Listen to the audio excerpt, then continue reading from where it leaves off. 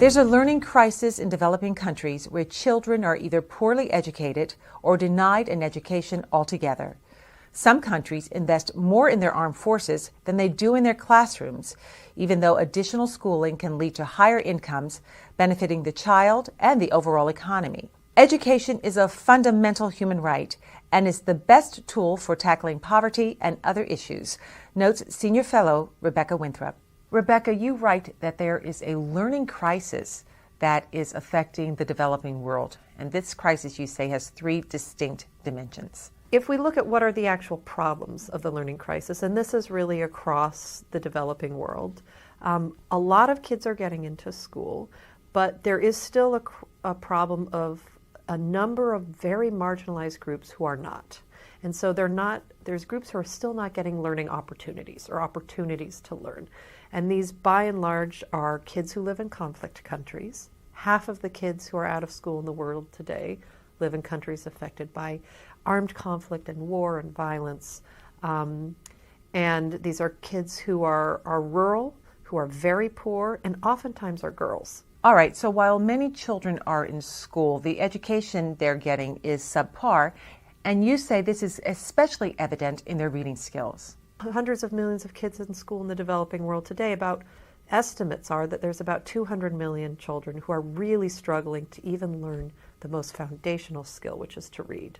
For example, there's incredible data, shocking data, showing that, for example, in Uganda, the African country of Uganda, kids who are at grade 7, so they've finished primary school, they're in, lower secondary school, can barely read at a grade 2 level.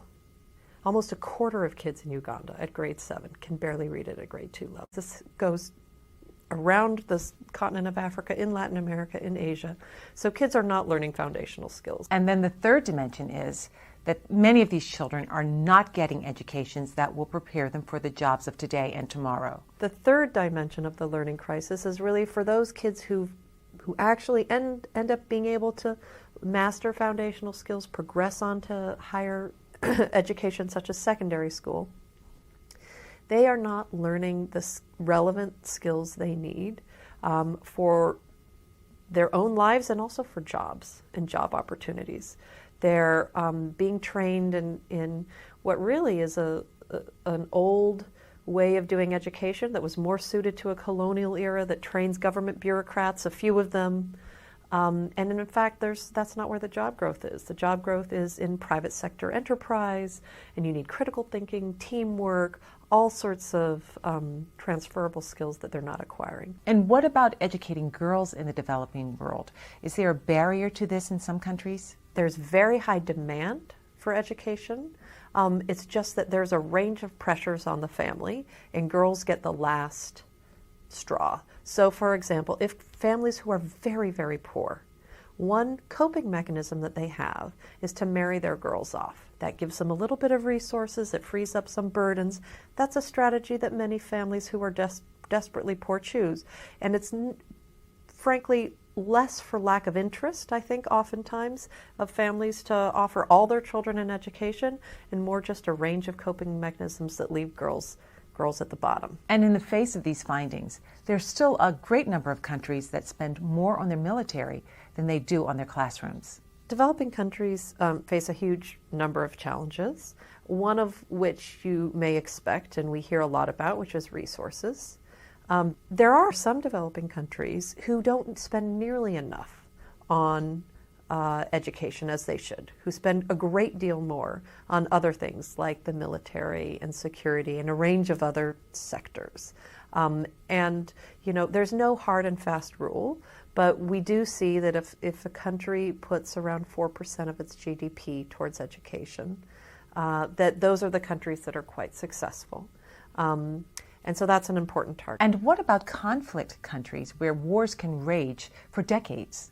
Nowhere else is it so imperative that the next generation, who's going to be the future leaders of these countries, gets a really solid base in good literacy, numeracy, critical thinking, and life and labor skills. Because that really is the long-term sustainable path out of poverty and destitution for these countries, which certainly exacerbates the political conflicts that go on. So what's the benefit here for the U.S.? How does educating children in the developing world directly impact the USA? There's lots of good evidence to show that folks in the developing world, the more educated those populations are, the greater demand they have for American, for example, if you want to use the U.S. as an example, American goods and services, more people buy iPods around the world, et cetera, et cetera. So it actually is directly helpful for our own economy. It's also very helpful to try to tackle some of the global challenges that we need everybody in the world to tackle. And that includes preventing diseases that flow across borders. That includes protecting our environment, which knows no sort of artificial borders that we have on our maps. It also includes things like security. Things like violent extremism have been shown to, be harder to take root in countries where there's a great deal of opportunity, education being one of those opportunities. So what's the best course of action for addressing this learning crisis? What countries need to do is take this idea of learning as the end goal rather than access as the end goal, which a lot of countries have been doing, seriously, and change the way they use their resources and invest in early childhood and gaining sort of foundational literacy and numeracy skills and transitioning to relevant secondary education with relevant curriculum. Those things, just with existing resources, would make a big difference. Stay up